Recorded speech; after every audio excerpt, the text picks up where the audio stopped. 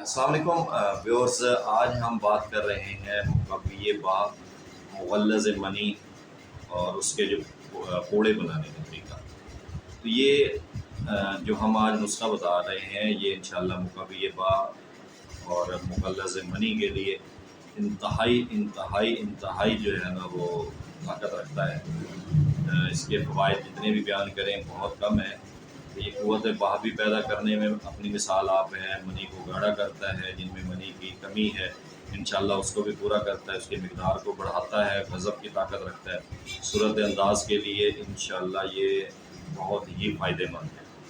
تو یہ چیزیں ہیں کیا چیزیں اس میں آپ نے استعمال کرنی ہے۔ اسگن ناگوری ہو گئی، گونچ ہو گئی، بیج بدار کند ہو گیا، جملہ یہ تمام تینوں چیزوں کو برابر وزن میں لے کر آپ پیس لیں۔ انہیں جب آپ پیس کر صفوف بنا لیں گے تو صفوف کے برابر آپ نے جو ہے نا 60 کے چاول، عام چاول ہی ہوتے ہیں، وہ آپ جو ہے نا مکس کر لیں۔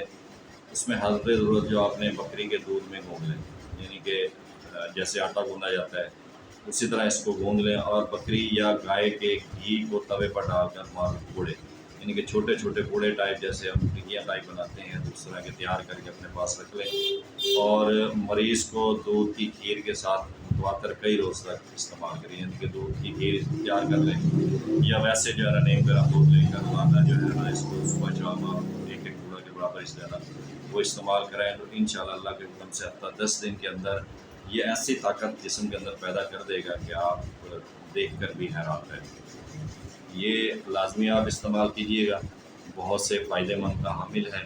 تو انشاءاللہ جب آپ اسے استعمال کریں گے تو اس سے کوئی بہتر نسخہ آپ نہیں پائیں گے۔ بہت ہی سستا نسخہ ہے، 3 چیزیں ہیں، اسگن ناگوری ہے، اونچ ہے، بیج بدار کرند ہے۔ یہ 3 چیزیں ہیں، برابر وزن میں لینی ہیں۔ اس کے ساتھ ساتھ اینڈ پہ آپ نے 60 کا جو چاول ہیں وہ لے لینے ہیں۔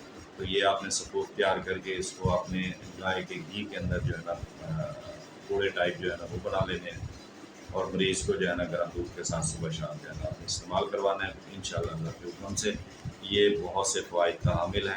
اپنی دعاؤں میں لازمی یاد رکھیے گا، ہمارا چینل لازمی سبسکرائب کر لیجیے گا تاکہ ہماری جو آنے والی ویڈیوز ہیں وہ آپ تک پہنچتے رہیں۔ السلام علیکم۔